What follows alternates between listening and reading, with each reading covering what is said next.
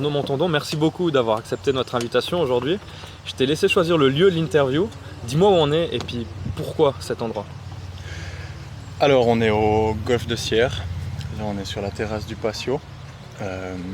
C'est un endroit où je passe la plupart de mon temps libre quand j'ai pas les enfants ou quand j'ai pas d'autres activités, donc où je m'entraîne pas. Donc ouais, on vient, on a quelques joueurs à jouer et puis je veux dire on a une qualité de terrain qui est assez exceptionnelle ici, donc pas aller chercher trop loin, puis on vient tous un peu par ici. Tu as parlé que tu venais avec certains coéquipiers. On va parler maintenant de ta vie à Sierre, ta vie de famille. Tu es là depuis 2019. Tu habites à Sierre avec ta femme et vos enfants. Comment se passe ta vie sierroise depuis 2019? Franchement, ça s'est mouvementé par moments. Il y a des fois c'est plus calme, mais tout ce qui est en dehors du hockey, je veux dire, se passe à merveille. On a deux enfants exceptionnels. On entend beaucoup de choses par rapport aux enfants d'autres couples comme ça, où ça se passe plus difficilement que les nôtres. Donc non, on se plaint pas. Ils dorment bien les deux depuis le début. Et puis non, je veux dire, après ils sont encore tout petits, mais la plus grande arrive à 2 ans, enfin elle a eu 2 ans, et puis le petit a 7 mois. Donc ouais, non, ça se passe bien. Tu as maintenant 2 enfants, ta vie de hockeyeur et aussi assez récemment une vie professionnelle à côté qui a commencé. Comment tu fais pour gérer tout ça au quotidien? Oh, je vais un peu au feeling, après c'est un boulot qui m'intéresse beaucoup, je veux dire, tout ce qui est dans l'immobilier m'a toujours plu, après on construit nous-mêmes avec la famille sur Sierre, ça vient de débuter. Donc on se réjouit pour l'année prochaine, mais pour ce qui est du travail à côté, je veux dire, mon frère avait commencé il y a 6 mois à trouver des logements. Ouais. Donc la boîte s'appelle Packimpex et on trouve des logements pour les expatriés qui viennent travailler à la Lonza. Et puis c'est assez compliqué dans le Haut-Valais parce qu'il y a beaucoup d'arrivées et puis peu de place. Donc ils sont plutôt en train de venir vers chez nous, soit à Sierre, soit Sion. Il y en a même qui vont jusqu'à Martigny. Donc ouais, on s'occupe de leur trouver des logements d'après leurs critères et puis voilà. C'est quelque chose donc qui te plaît. Depuis 2019, tu es à Sierre. On sait que ton arrivée en 2019, elle avait été un poil après le début du championnat. L'équipe avait déjà joué quelques matchs. Comment tu pourrais nous expliquer ce qui s'est passé pour toi au début de l'année 2019 et puis pourquoi tu es arrivé un petit peu tardivement à Sierre? Alors j'avais un peu en tête d'essayer de tenter ma chance en Liga. Ouais. Ce qui n'est pas arrivé et puis j'en suis pas déçu aujourd'hui, je dois le dire.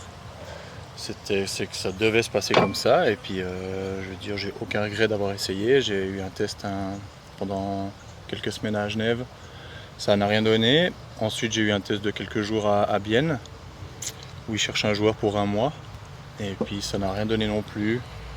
On va pas entrer dans les détails, ma foi c'est comme ça.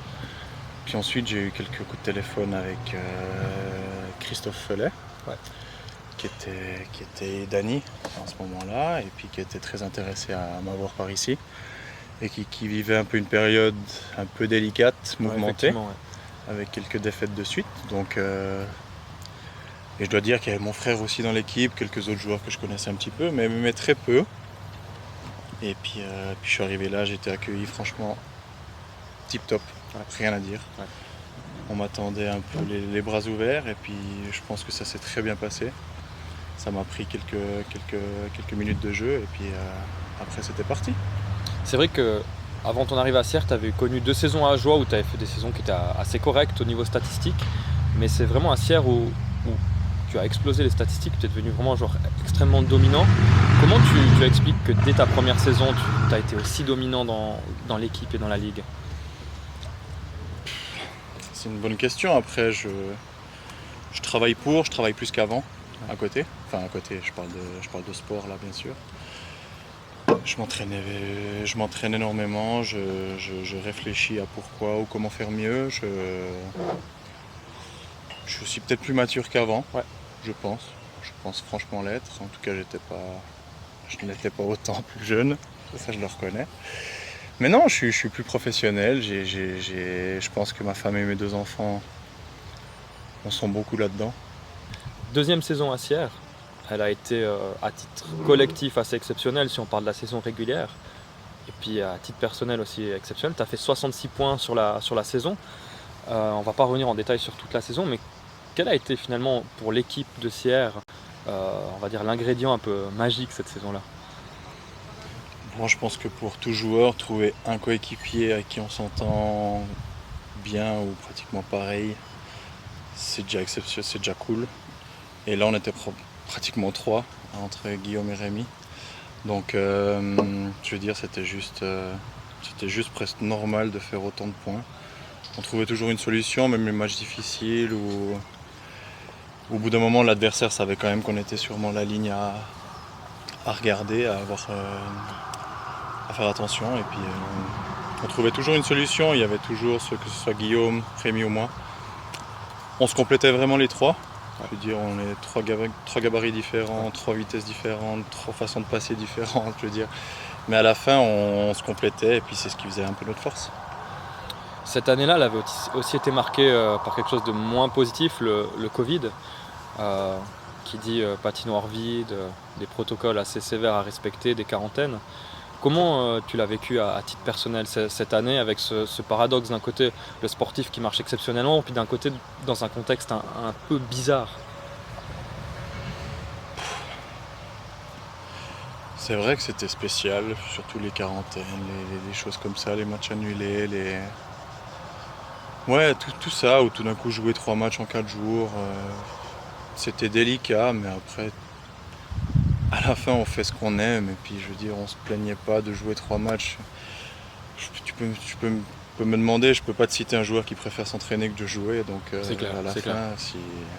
si on devait être 10 jours à la maison et Ouais. puis revenir pour jouer 3 matchs en une semaine, c'était pas si grave que ça. Le plus grave là-dedans, c'était de pas avoir du monde à la patinoire, c'était de pas avoir ce plaisir de mettre un goal et puis de regarder le public qui lève les bras ou qui te siffle parce que t'es à l'extérieur et puis tu peux quand même lever les bras. Je veux dire, il y a tout ça qui manquait. Bien sûr qu'il y avait des bruits des bruits de patinoire ou des bruits de public un peu dans les patinoires pour essayer de remplir, mais rien ne remplacera cet engouement qu'il y a au match, en tout cas ici à Sierre. Je veux dire, les fans sont bruyants et c'est ce qu'on aime, et puis ça vit le hockey, donc c'est irremplaçable, et puis ma foi c'est une saison qui est comme ça, et puis j'espère qu'il n'y en aura pas d'autres, et puis j'espère qu'il y aura d'autres bonnes saisons au niveau personnel et puis statistique, et puis on verra tout ça. La troisième saison, la dernière finalement, qui a aussi été marquée en partie par le Covid, elle a été très très bonne statistiquement. On va pas revenir sur toutes tes saisons statistiques. On va revenir sur 2 événements qui ont un peu marqué ta saison 2021-22. Le premier, ça a été ta blessure en début de saison. Explique-nous un peu ce qui s'était passé, ce qui t'a fait manquer une partie du premier tour du championnat. Après, un accident est toujours bête. C'était 1 contre 1 avec un solide défenseur de notre équipe, Jonas Bertou, là. J'ai essayé d'y couper devant, il m'a malheureusement fait tomber, et puis avec la vitesse, je me suis un peu écrasé dans le goal. Et je me suis protégé logiquement avec ma main, et puis ça m'a plié la 5e métacarpe, qui s'est fissurée en 2-3 morceaux. Ouais. Du coup, j'ai dû mettre une plaque pour jouer assez rapidement. Ouais. C'était ça, ou 3 mois à l'arrêt total pour laisser l'os se ressouder, donc j'ai préféré mettre une plaque puis rejoindre l'équipe au plus vite, même si c'était pas forcément idéal à jouer. Ouais. Au niveau de la tenue de la canne, c'était pas exceptionnel, mais je veux dire, je m'en suis sorti, et puis maintenant ça reste un mauvais souvenir, et puis je touche du bois pour que j'aie pas d'autres blessures. Deuxième événement, un peu plus drôle mais qui aurait aussi être très très dangereux. Tu avais fait un peu le tour du monde grâce à ça. C'était pas grâce à tes buts ou tes talents hockeystiques, c'était ta chute dans la fosse. Quelques mois après, comment tu revois cet événement? Honnêtement, moi j'y pense rarement. Tous les gens qui ont toujours plaisir à m'en reparler, même si moi c'est pas quelque chose qui m'a... J'ai pas trouvé ça drôle du tout. Non, effectivement. J'ai reçu énormément de messages.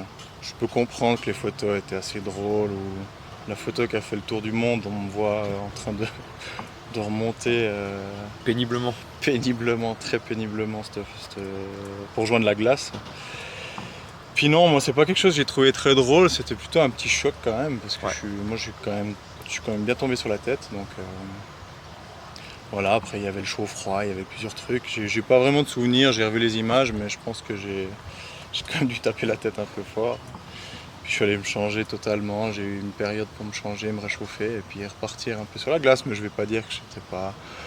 Je peux pas dire que j'étais autant là qu'au début du match. Ouais, Je veux dire, il y avait quand même ça par derrière. Donc spécial. Après, y repenser, j'y repense pas plus que ça. Peut-être quand je vois la fosse ou la fosse est ouverte, je la revois, mais j'ai aucune peur. S'il faut aller remettre un check au même endroit, j'y vais sans réfléchir. La même chose, je veux dire. C'est pas quelque chose qui m'a marqué autant que ça. Mais les messages que j'ai reçus où les gens rigolaient, etc., je veux dire, C'était pas si marrant que ça. limite, je lisais même pas. Donc, Ouais.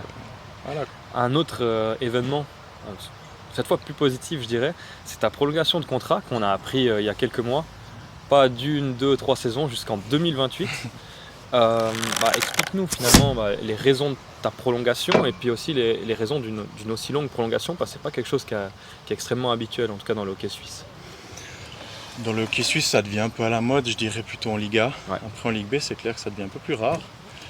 Mais je pense que justement, comme on en a discuté avant, au niveau statistique et tout, je pense que j'ai donné envie au club de vouloir me garder si longtemps. Ouais. Je m'entraîne aussi énormément, comme j'ai pu le dire avant. Et puis, c'est pas, comme on en a parlé, je veux dire, j'avais signé 3 ans, qui est déjà pas mal. Ouais. Et ma première année était de loin la meilleure. Donc c'est pas comme si j'allais me reposer. Je veux dire, tous les signaux étaient ouverts pour le club pour peut-être pour justement me proposer un contrat de longue durée. Moi, à 30 ans, 2 enfants, femme, une maison qui se construit, je veux dire, j'ai aussi envie une certaine stabilité. Donc avoir encore 6 ans de contrat est juste tout bénéf pour ce côté-là de la vie. Et puis après, moi, j'ai des objectifs personnels à réaliser en équipe, bien sûr. Et puis Ouais. je me dis que je veux au moins gagner minimum un titre dans ces 6 ans. Ouais. Après, je veux pas voir après les 6 ans. Je veux dire, maintenant, j'ai 6 ans de contrat, tac, c'est fait. C'est génial, je veux dire, je remercie le club, je remercie les gens ici qui sont pour. Après, il y en a des qui sont peut-être pas pour, mais c'est pas mon problème. Moi, je suis fixe ici 6 ans et puis je veux dire, j'ai juste envie de gagner. Donc, j'espère un peu avoir cette mentalité-là. Je vais l'avoir tout au long et puis j'espère la donner aux coéquipiers et puis à peu importe qui jouera avec moi, etc. Je veux dire, j'ai envie qu'on gagne. Que ce soit un titre en 6 ans ou 5, je veux dire, peu importe, j'ai envie de gagner minimum un titre en 6 ans. Que ce soit dans cette patinoire ou dans une nouvelle patinoire dans quelques années, j'en sais rien, mais je trouverais beau le clin d'œil de finir dans cette patinoire avec un titre avant de passer à une éventuelle nouvelle patinoire. Ouais, c'est vrai que ça serait Ce serait exceptionnel. ce serait exceptionnel, mais le plus beau est toujours à venir pour moi, donc on va savoir ce qui se passera. 2 voire 3 de ces premières années de contrat seront encore accompagnés de ton petit frère, qui est également ton capitaine. Quel est l'œil du grand frère sur la carrière du petit frère et sur sa présence à Sierre? Je trouve qu'il y a eu un sacré développement ces 2, 3, 4 dernières années, je dois dire. Je suis quelqu'un de très protecteur. Je suis vraiment le grand frère au plus haut point. Même s'il me passe de 10 cm, le petit, je veux dire, ça reste mon petit frère. Je serai toujours très protecteur. On a déjà eu joué ensemble où ça s'est pas très bien passé pour lui, ce qui m'affectait. Ouais. Parce que je veux que ça roule pour lui aussi. Et puis voilà, donc ça me jouait un peu des tours à moi aussi. Mais là, on se retrouve. C'est plutôt moi cette fois qui les rejoint. Et puis je suis aussi content que ça se passe comme ça. Il a évolué tout seul, il est arrivé là tout seul. Je veux dire, il n'y a pas de papa, il n'y a pas de frère, il n'y a rien du tout. Il s'est établi tout seul, il a compris tout seul qu'il fallait peut-être changer certaines choses. Il s'est entraîné fort et puis voilà, moi je lui tire mon chapeau parce que franchement, faire des saisons comme il fait en ce moment, il vient de loin et puis je pense qu'il peut encore faire mieux. C'est encore ça que je pense. Et puis chapeau à lui. Mais tant que je jouerai avec et puis qu'il me mettra des si bons shoots ou des si bonnes passes, je serai content. Donc non. En tout cas, j'espère que ça dure. Toi, dans ta vision que tu as de lui, il est passé d'un défenseur qui a eu de la peine à s'installer en Swiss League. Ensuite, il a été extrêmement dominant en MySport, puis extrêmement dominant en Swiss League. C'est un potentiel que tu avais vu en lui, tu savais qu'il était capable de faire ça? Ah, mais pour moi, ça a toujours été. Pour moi, il est même pas. Je dirais, il a 70% de ses capacités. Après, c'est mon idée à moi. Je veux dire, il y a plein de choses qui entrent en compte. Je veux dire, après, on joue en Ligue B aussi. Les gabarits sont peut-être pas autant grands qu'en Liga. Maxime est très grand, donc c'est plus dur de courir après des plus petits, enfin courir, façon de parler. Ouais. Je veux dire, il y a un peu tout ça qui rentre. Ça a sûrement été plus dur pour lui de s'installer qu'un plus petit qui est très bon, qui est très stable rapidement. Et puis voilà, donc il a pris le temps qu'il avait besoin. Et puis maintenant, je pense qu'il n'y a personne qui shoot autant fort que lui. Et il n'y a personne qui peut faire ce qu'il fait sur un power play, sur un premier power play, parce qu'il y a une pression. C'est notre seul défenseur sur un power play. C'est le dernier homme. Il n'a pas le droit à l'erreur, sinon ça part en contre. Alors oui, des erreurs, il y en a toujours. Et puis celui qui ne fait pas d'erreur à Sierre, il n'a rien à faire à Sierre. Donc Clairement. on peut être très critique dans les tribunes, etc. Mais je veux dire, ça fait que motiver ça donne envie de faire mieux. Donc voilà. Moi, je préfère qu'on me critique moi, qu'on critique mon petit frère autour de moi, je dois dire. C'est très protecteur. Voilà, On en revient. protecteur. Moi, on peut me dire ce qu'on veut, je vais l'accepter, mais mon petit frère, faut peut-être faire un peu attention. Bah, c'est beau, puis ça sera aussi le mot de la fin. Je te remercie beaucoup de ton temps, merci de nous avoir invités ici, Mais avec grand plaisir. d'avoir payé la bière aussi, C'est là. et la C'est sûr de Sainte-Valaisanne. ça, ouais, oui. Et puis, Non, on va remercier le golf parce que, comme on a pu comprendre, on a une petite assiette ça c'était valaisanne à offert, c'est vrai faire, que là c'était juste- offert. On les remercie, c'est vrai qu'on les Alors, remercie ouais. pour l'accueil, c'était C'est tip top. exceptionnel.